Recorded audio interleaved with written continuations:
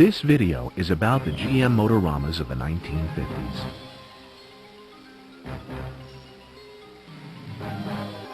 You are about to go back in time and revisit these fabulous auto shows by viewing movie film, hundreds of photos, and numerous renderings never before shown in this fashion.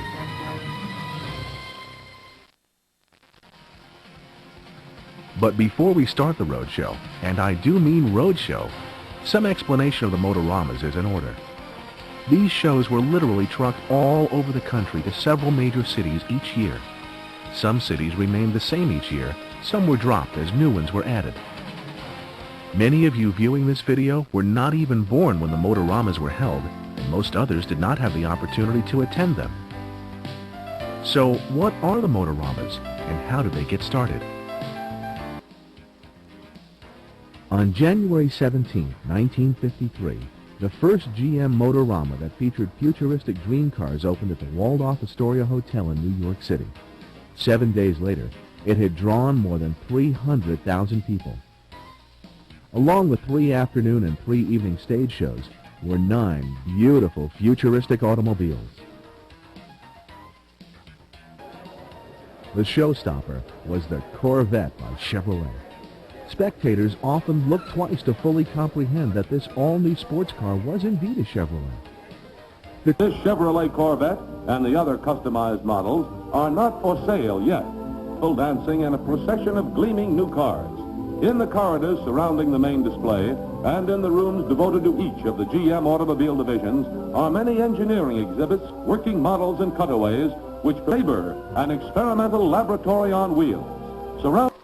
A throng of over 210,000 people viewed GM products showing at the Waldorf Astoria on January 21, 1954. An opening crowd of 30,784 oohed and awed the all-new Motorama of that year. A 27-piece orchestra complete with a 12-voice chorus provided a musical background for 6 shows each day. Highlighting this show was a truly experimental gas turbine car, the XP-21 Firebird. It was not intended to be driven on the streets, but had been extensively tested at the GM Proving Grounds at Phoenix, Arizona. Displayed on elevated turntables at the Waldorf Ballroom were 6 dream cars, continuing the quest by GM engineers, stylists, and researchers for the pattern of the future. Featured were Cadillac's El Camino hardtop coupe, operated from a floor-shift console.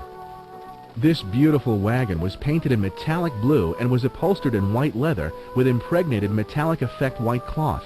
It stood a scant 51.5 inches high and was powered by a 230 horsepower V8 built on a 115-inch wheelbase frame.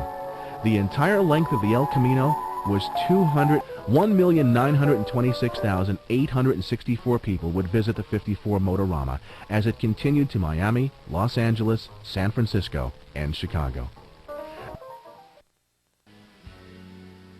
If automobile lovers in New York, Miami, Los Angeles, and San Francisco enjoyed the 1954 Motorama, the best was yet to come. Strategically displayed around the huge ballroom were the dream cars selected for the 55 show. On a special 80-ton stage in the Waldorf Astoria, the production opened with all of GM's cars being displayed on steel arms that swung out of a cloud of flash powder. In 1954, the 100-truck caravan would carry the biggest show on wheels to this year's 5 coast-to-coast exhibit sites. This 17-foot-long beauty stood only 53 inches from floor to top, 115-inch wheelbase, but the illusion of length was given greater emphasis by a unique no-center pillar construction. The sunken cove extending from the front door to the rear wheel opening gave viewers the impression of a vehicle much longer than its actual length of.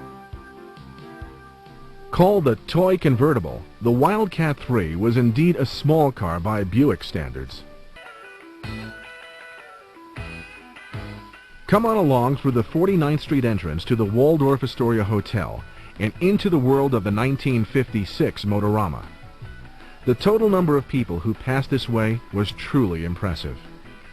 More than 80,000 people attended the show during the first 2 days.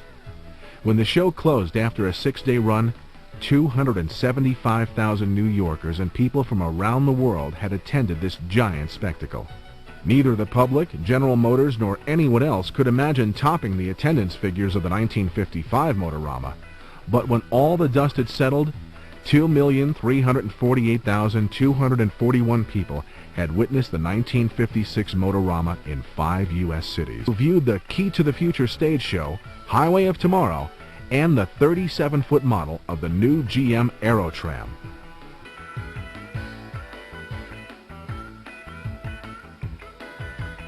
Every spectator who attended a Motorama would readily admit to being drawn to the dream cars. But in reality, cutaway displays always draw their share of any audience. Of course, air conditioning was offered in both front and rear compartments. Greatly influenced by jet aircraft design, the Centurion's rear fins and tail cone resembled aircraft more than conventional autos of the day. A shark, complete with a fin on the rear body, the Club de Mer was about as aggressive as it looks. A hand-formed aluminum body only 38 inches high and a 5-inch ground clearance created a side view that was awesome.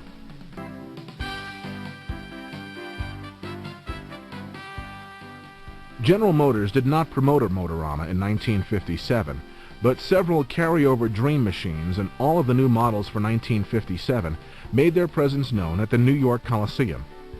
This was the first national auto show since 1940. What transpired was probably the most elegant national show to ever come down the pike. The VIP list read like the who's who in the automotive world. Gave a major speech at the banquet. One of the show's standout attractions was the production model Cadillac Eldorado Brougham. Admitted it lost over $1,000 on each Brougham produced. 750,000 people attended. With the sights, smell, the Waldorf Astoria was again the scene for the next GM Motorama on opening day, October 16, 1959. Gone were the dream cars, but all the various models of the 5 divisions were polished to a show car luster, awaiting the automotive public's approval of the new 1959 products. Were on display for 7 days, playing to the theme, Imagination in Motion. 1961 was to be the last of the fabulous Motoramas, an event that had a dramatic impact upon the automobile manufacturers, and the American public was coming to an end. GM regarded the show as a direct selling tool, while at the same time, the public looked to GM for the highest styling, most safety-conscious design and innovative features. But was it all worth it? Several factors contributed to the show's closing, and the cost of producing the Motoramas was no doubt one of them. The DVD trailer you just watched was 8.5 minutes long, and the DVD is a full 1.5 hours long.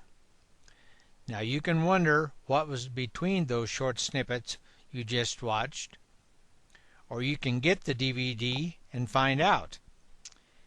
If you enjoyed this demo, trust me, you will enjoy the DVD. Go to DamonENT.com for more Motorama info and how to buy the DVD.